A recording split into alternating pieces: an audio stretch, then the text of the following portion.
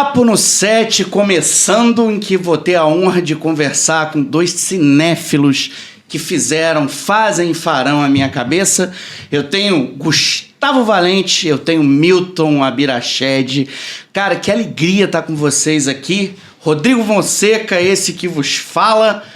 Salve o cinema, salve o cinema, salve o cinema. Galera, vamos lá. Isso aí. Muito bacana ter vocês aqui. Queria apresentar um pouquinho, queria que vocês se apresentassem, na verdade. Eu fiquei pensando como é que a gente apresenta um cinéfilo que fez a cabeça e faz a cabeça da gente. Eu acho que a melhor forma é perguntando qual é o primeiro filme que marcou a vida de vocês. Milton.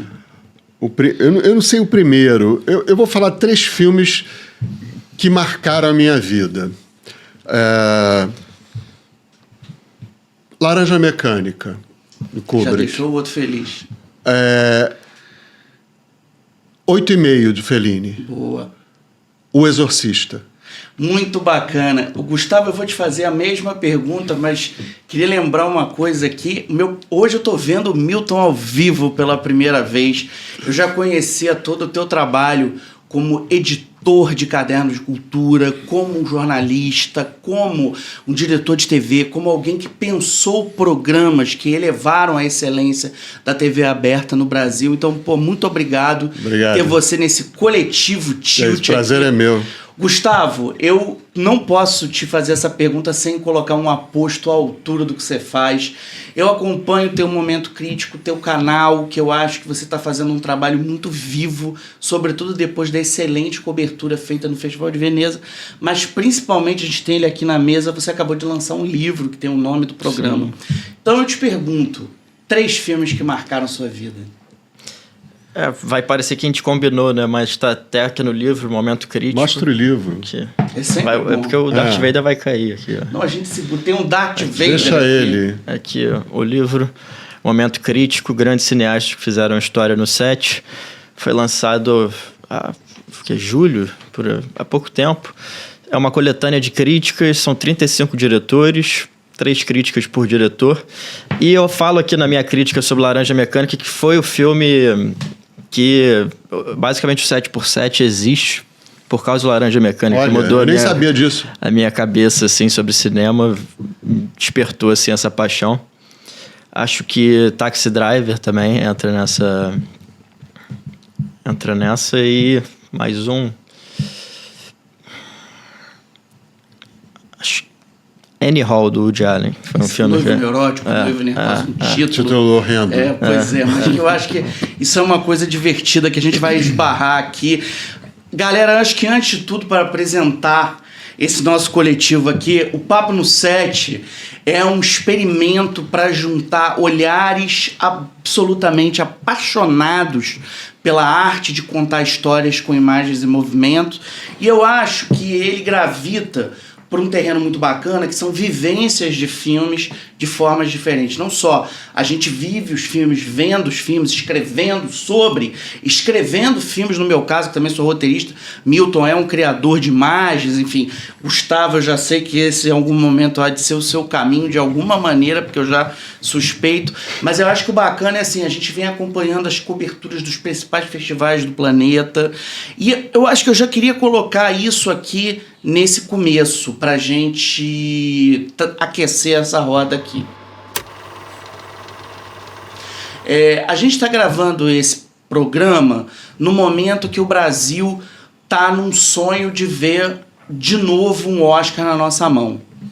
Acho que o Walter Salles, com Ainda Estou Aqui, que eu, aliás, queria depois saber a opinião de vocês, foi um filme de um resultado assim, absolutamente exemplar. Gostem ou não gostem do filme, no caso eu sou muito apaixonado pelo filme, mas a gente está falando de um longa-metragem que vendeu 5.800.000 ingressos no Brasil, um filme que rendeu cerca de 37 milhões de dólares pelo mundo.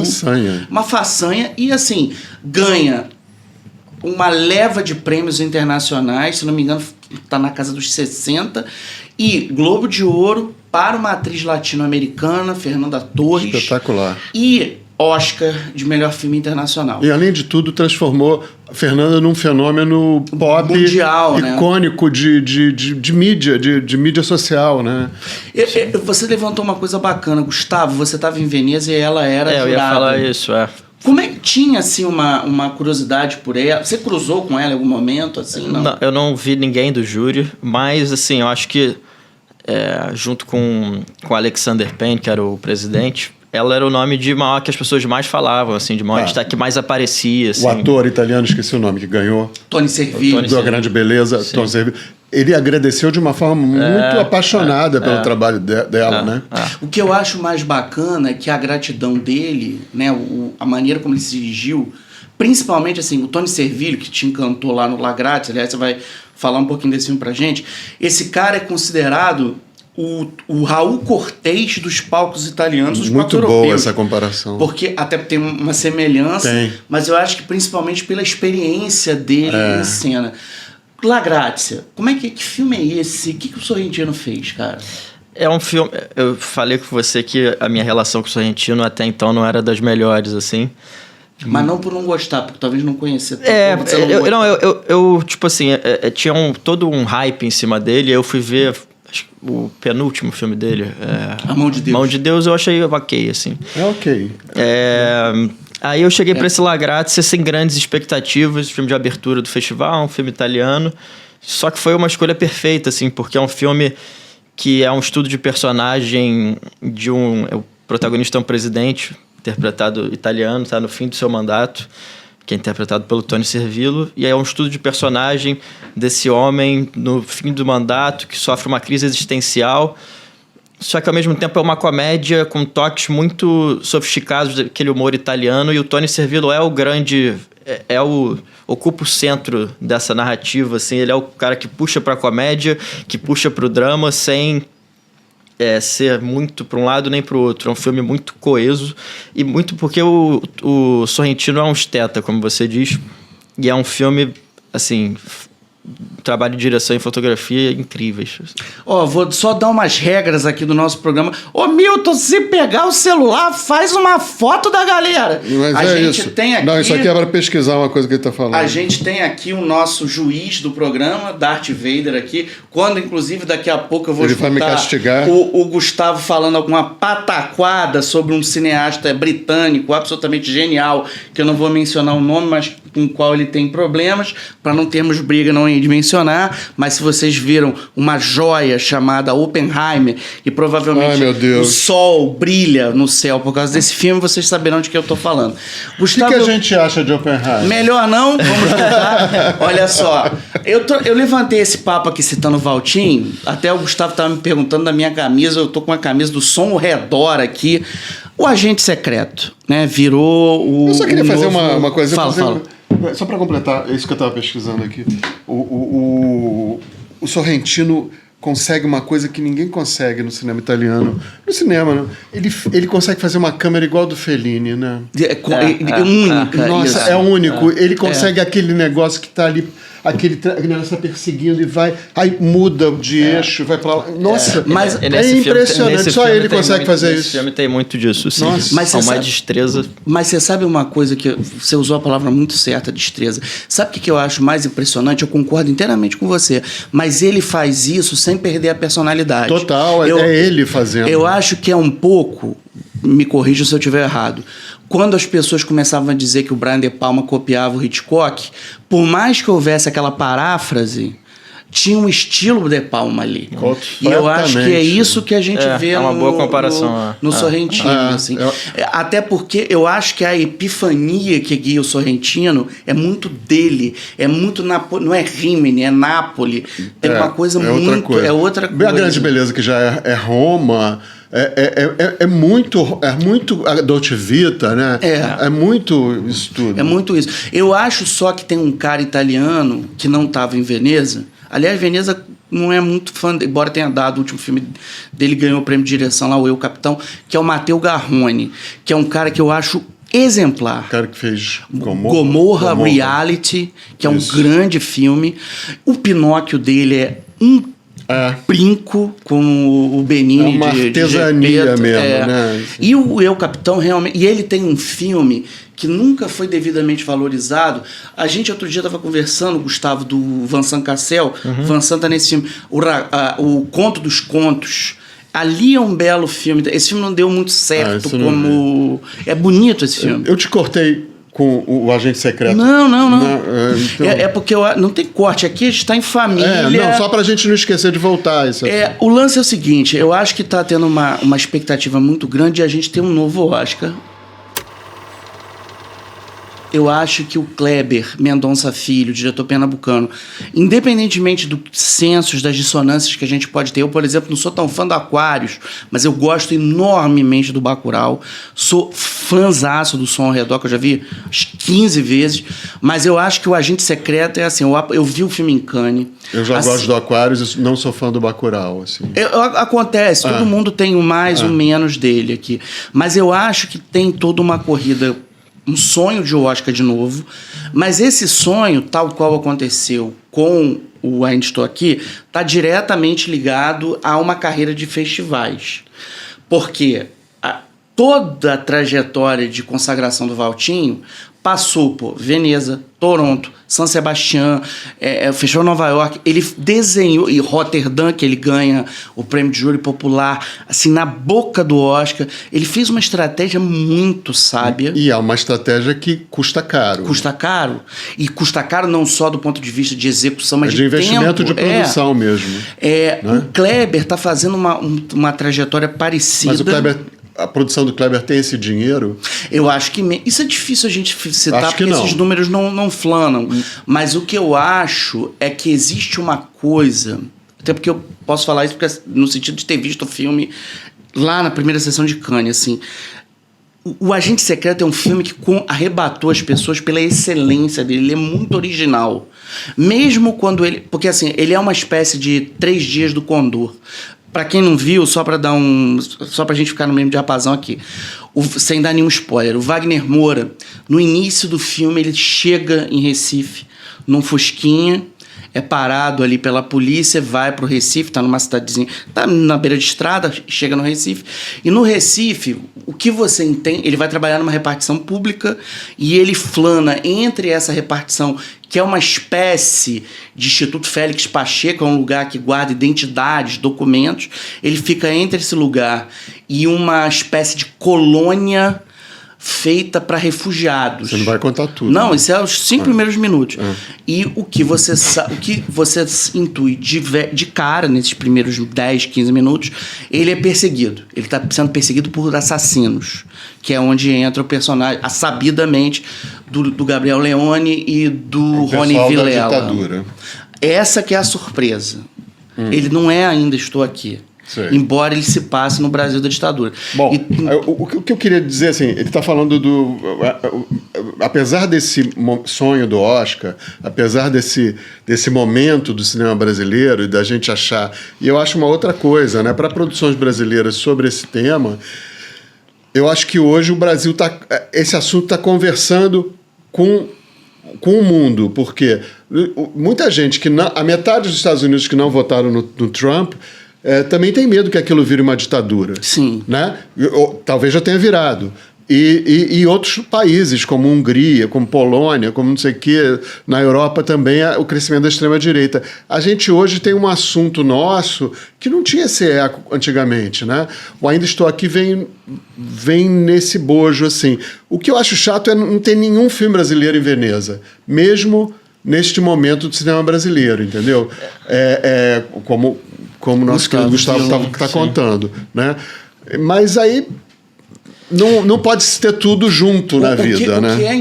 O que é impressionante nisso, Milton, e eu quero te ouvir sobre isso, Gustavo, é que assim, não é só Cannes, onde o Agente Secreto ganhou 4 prêmios, e não é só Berlim, que nós estivemos lá e a gente viu o Último Azul ganhar o grande prêmio do júri, a Lúcia Murat ganhar uma menção honrosa com Hora do Recreio, que é um belíssimo documentário. O Rodrigo ganhou alguma coisa? Não, porque o filme foi premiado como... o filme. A Denise Weinberg, que é a protagonista, ganhou em Guadalajara, ela ganhou um prêmio, ela vem ganhando prêmios em tudo quanto é canto com esse, e vai ganhar, eu acho, mais.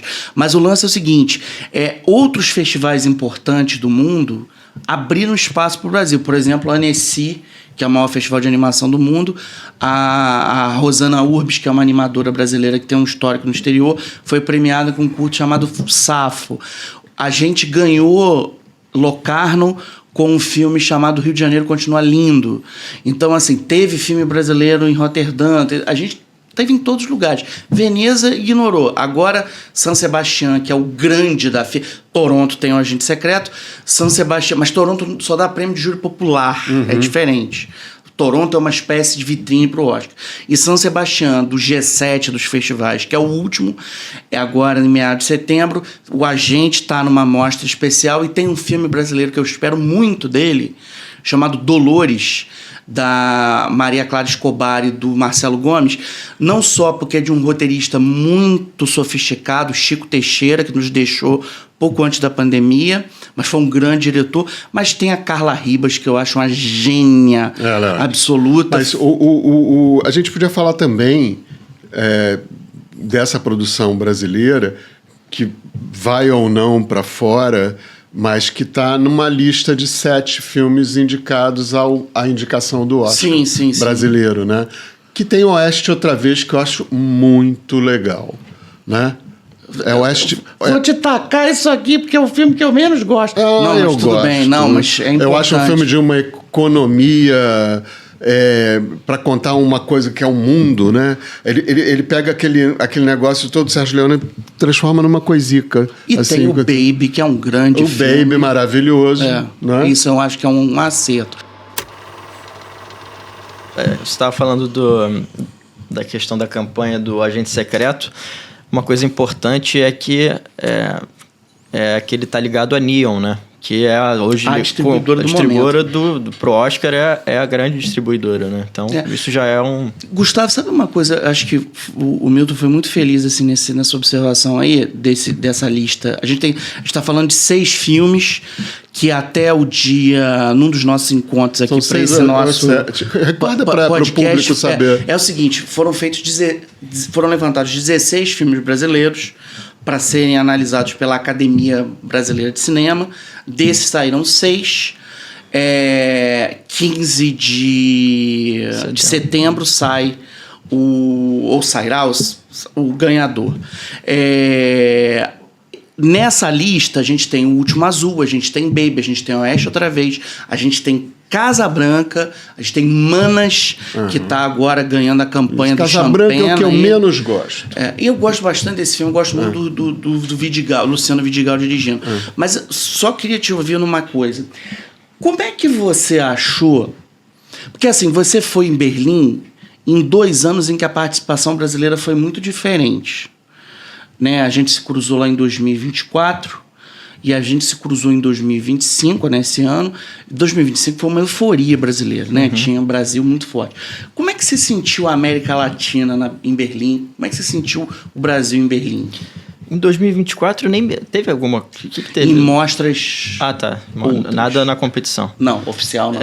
2025, esse ano foi assim... Eu me lembro até você meio emocionado gravando logo depois do Último Azul, porque teve uma comoção na sala, assim, né? As pessoas aplaudindo o filme. Murro.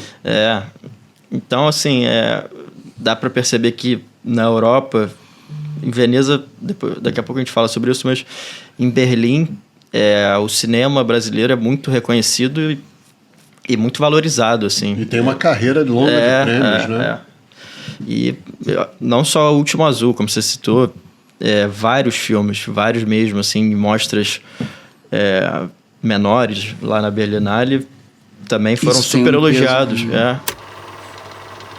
Ô Milton, uma coisa que eu queria te escutar, você chegou a fazer o bonequinho no Globo no teu tempo lá. Eu fui chefe dos bonequinhos. Eu queria te escutar sobre isso, mas eu queria te perguntar uma coisa. Como é que é a tua relação com festivais? Você chegou a cobrir algum fechamento? Você fez vários? Não, eu mais coordenava, né? Eu mandava o repórter e ficava ali no telefone, porque não tinha internet nessa época de jornal, né? Você foi editor lá de quando a quando? Eu fui editor de 90 a 96. E aí, você pegou justamente a crise do cinema brasileiro, exatamente. lembra filme, né? E a gente fazia umas coisas de que me arrependo um pouco, né? Era uma coisa que a Folha fazia um pouco também. A gente fazia pesquisa com o público sobre o cinema brasileiro. E as pessoas falavam muito mal do cinema brasileiro naquela época. E a gente dava aquela pesquisa em Infoglobo, né? E aquela coisa de você querer falar a verdade, né? E aí você perguntava, qual é a melhor atriz brasileira? Qual é a pior? Aí o repórter pedia para o repórter ligar para a pior. A pior é ótima, que nesse caso foi a Beth Faria. Que vergonha mandar o repórter ligar para a Beth Faria para falar, você, é só uma pesquisa, ela foi elegantérrima, ela é uma fofa, e ela é uma grande, é uma grande atriz. Então isso era um momento, era um retrato do momento. Mas ir a festival, não, assim, escolher a pessoa para o repórter que vai cobrir, não era, na minha época não era fixo. A gente dava assim, eu dava assim quase como um prêmio de excelência para quem estava se destacando. Agora, você chegou a fazer entrevistas de cinema em algum momento? Eu entrevistei muita gente, Rodrigo. Eu não consigo nem lembrar, assim, mas eu entrevistei muita gente, assim, desde Madonna, traficante de morro no Globo, desde candidatos a presidente, a Mick Jagger e diretores de cinema.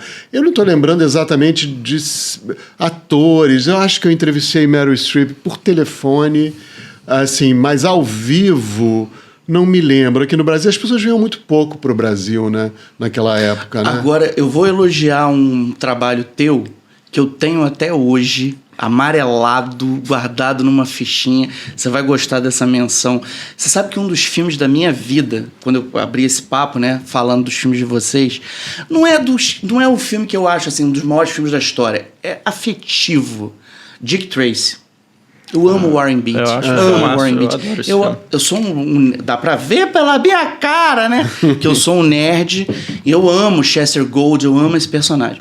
E eu tenho uma matéria que foi editada por você e tem um texto, comentário teu. Não sei se você se lembra disso. Isso saiu no Globo, foi uma capa do segundo falava caderno. dos bandidos, exatamente, da cara dos bandidos. De 1990. Olha isso. Eu tenho essa matéria guardada como um tesouro meu. A excelência do seu texto é um primor. O que eu falava? Você fazia uma análise de como... O que era muito bonito do seu texto é que você destacava como atores do porte do Dustin Hoffman, do James Caan, do Al Pacino... Você não achava ele ridículo com aquelas fantasias. Pelo contrário, você achava como você vê, por exemplo, você fazia uma comparação muito inteligente. Era como se você visse os grandes atores italianos fazendo a viagem do Capitão Tornado usando um ornamento. Que é como você vê o Tony Servillo, por exemplo, usando um cabelo a caju. Tem um filme que ele tem um cabelo pintado de um jeito extravagante. É interpretação, é composição. O filme nem é bom, né? Mas aquilo era muito original, né? Aquilo é interessante. Dick Tracy e Warren Beatty, o que o senhor acha? Eu gosto bastante do Dick Tracy, assim, acho que é... Pra você, então, que é um fã de quadrinhos e tal, é como assistir um quadrinho vivo ali. Mas os piores críticos de filmes de quadrinhos são os fãs de quadrinhos, né? Nada eles gostam, né? Desculpa. Mas o Warren Beatty eu acho acho ele um artista injustiçado, assim, porque eu acho ele um grande ator que surgiu na época de grandes atores que têm um nome maior do que ele hoje em dia, Al Pacino, Dustin Hoffman, De Niro e tal. E eu acho ele um grande diretor. Não à toa ganhou... Reds. Reds, espetacular. Ganhou o Oscar de melhor direção com o Reds. Mas eu gosto muito de certas coisas dele. Pronto, politicamente incorreto, Bullworth, que eu acho uma joia. Bullworth. Mas tem outras coisas dele. Shampoo é maravilhoso. O Céu Pode Esperar. Nossa. O Céu Pode Esperar é o meu favorito que ele dirigiu. Mas esse é uma joia, esse é uma joia absoluta. A gente está chegando no final aqui, né, e a gente acabou não falando do Ainda Estou Aqui, né? Sim, eu queria entrar nisso, mas eu queria aproveitar e tocar num outro assunto com vocês aqui. Vou amarrar por aí. A gente está chegando no final do nosso papo no set, primeiro de muitos. Ainda Estou Aqui fez uma carreira avassaladora em cinema, mas hoje faz uma carreira igualmente potente no Globoplay, que é um streaming que, embora as pessoas já associem muito à programação diária da TV Globo, inclusive a teledramaturgia, é usado para ver capítulos antigos de novelas, seriados antigos, principalmente de novelas. Mas lançar o Ainda Estou ali por lá foi bem inteligente, porque acabou atraindo, como eles fizeram com Marighella, Medida Provisória, foi uma boa estratégia. E o Globoplay é um streaming muito funcional. Mas eu estou citando isso aqui para abrir uma discussão com vocês aqui. Muitos dos filmes que você viu em Veneza vão ser lançados direto em streaming. Sim. Alguns já estão negociados, a MUBI, por exemplo, negociou alguns. Só a MUBI é um streaming de muita excelência e se impõe porque você encontra de Agnès Varda a Jim Jarmusch, até tem uma programação brasileira agora, em setembro lá, toda dedicada a Fernanda Torres, que tem um saneamento básico. Você tá com a revista aí, tem Twin Peaks inteiro lá. Então, tem uma curadoria de responsa. O nosso amigo David Lynch aqui. Nosso agora, ídolo. Pois é. Agora, existem streamings que têm uma qualidade técnica impecável, investem em séries boas, investem em bons filmes, mas o povão ainda não pegou. Eu vou dar um exemplo aqui. Eu acho louvável a qualidade dos filmes da Apple, mas quando um filme como Luta de Classes, Highest to Lowest, um Spike Lee com Denzel Washington, adaptado de uma nova versão de um cult Céu e Inferno do Kurosawa, estreia na Apple e metade das pessoas da minha bolha cinéfila não sabe, eu não sabia. A gente tem um problema. Então tem duas perguntas que eu queria fazer para vocês. Eu peguei uma transição de cinema de rua para cinema de shopping, mas eu ainda vivi os cinemas de shopping. E hoje eu vejo uma transição que me preocupa das pessoas cada vez mais assistindo os filmes no streaming como sua primeira janela. Filmes que são lançados diretamente no streaming, ok. Por exemplo, Não Espere Muito do Fim do Mundo, do Radu Jude, só estreou aqui na MUBI. Passou na Mostra de São Paulo, MUBI. Agora, tem filmes que vão pro cinema que as pessoas esperam para ver no streaming. Eu queria escutar vocês sobre isso. Vai lá. Eu acho uma pena, por exemplo, um filme do Spike Lee com Denzel Washington, parceiros aí de décadas, estrear direto numa plataforma, como você disse, pouca gente conhece, e que também você disse, a gente estava conversando ontem, que não é fácil, não é tão simples não é tão funcional, né? Se encontrar. O streaming da Apple. Eu acho que esses filmes... Não tem problema nenhum você lançar um filme com a Apple ou com a Netflix. Eu me lembro que eu assisti há pouco... Foi há 2 anos. O Fincher lançou O Assassino. Eu amo esse filme. Eu também. Junto com o Zodíaco, é o meu favorito do Fincher. Que é um quadrinho. Sim, francês, né? Só que ele foi pra Netflix, mas antes teve, sei lá, 2 semanas no cinema. Acho ok. Quando o filme vai direto pro filme do Spike Lee, eu acho que você diminui o tamanho da obra. E ainda mais uma obra desse tamanho. Ainda mais de quem, mas não vamos esquecer que foi a Netflix que considerou que o filme do Clint, o último, não era para ir pro cinema. Foi direto foi pro Warner. Foi o Warner. Não Max. E um filme bombou no streaming. Eu adoro esse filme é maravilhoso. Como é que é o nome? Jurado número 2. Jurado número 2. Filme maravilhoso. E aí os executivos da Warner acharam que não, vamos... O Clint, gente. É o Clint, é o cara. Agora, falando o que eu acho assim, eu tenho visto muita gente, e até porque... Até pessoas que ficam cansadas, já que tem aqui no streaming, por que eu vou no cinema, né? Eu comecei a dividir umas coisas, eu confesso meu pecado aqui. Filmes grandiosos como Oppenheimer, por exemplo, né? Isso não é deboche, gente. Imagina. A gente tem que ver no cinema. Agora... Eu não tô indo ver uma comédia romântica, por exemplo, no cinema, sabe? O cinema... essa reflexão. O cinema te dá... tudo que o Nolan, por exemplo, pesquisa tecnicamente, um cinema IMAX pode te dar. Sim. É uma coisa que talvez valha a pena. Eu não sei, essa corrida para o streaming é irremissível. A gente vai ficar discutindo aqui que a gente discorda, que tem que ver um filme filmado em 16mm. Não. Eu acho que a vida está ficando muito custosa, as cidades estão ficando muito engarrafadas, tudo está ficando muito difícil e, de alguma forma, o streaming facilita a vida para filmes que não têm essa excelência de imagem e de som. Eu concordo, sabe? E é interessante porque eu fui na cabine de Pecadores esse ano e foi numa sala IMAX e tal, na Barra. E esse é o tipo do filme que eu não consigo me imaginar assistindo em casa. Nem porque é um filme com... É um filmar, pra mim é um filme... A razão de aspecto... É o primeiro filme pra mim do primeiro pra mim é o filme que mais me A razão de impressionou. aspecto varia toda hora. Eu não sei como é que na TV o impacto deve ser muito menor. No IMAX é uma tela do tamanho do... Eu te digo então, porque assim, eu vi em casa primeiro e depois eu vi no mas cinema. Vale muito tudo muda. Tudo muda. Esse é um filmaço. Pra mim, repito, pra mim do primeiro semestre, é o filme que mais pra me impressionou. mim é um fato. Eu queria pegar a carona no que você está falando da mesma maneira como eu acho que é irreversível, irresistível. Aproveitar o que o streaming nos dá, é irreversível, irresistível. Conferir o que o Papo no Set aqui no podcast nos dá.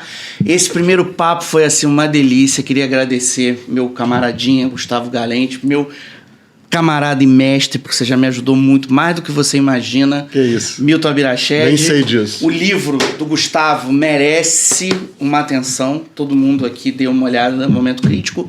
E que os nossos papos sejam longos, duradouros e bons como os Fellines que a gente citou aqui.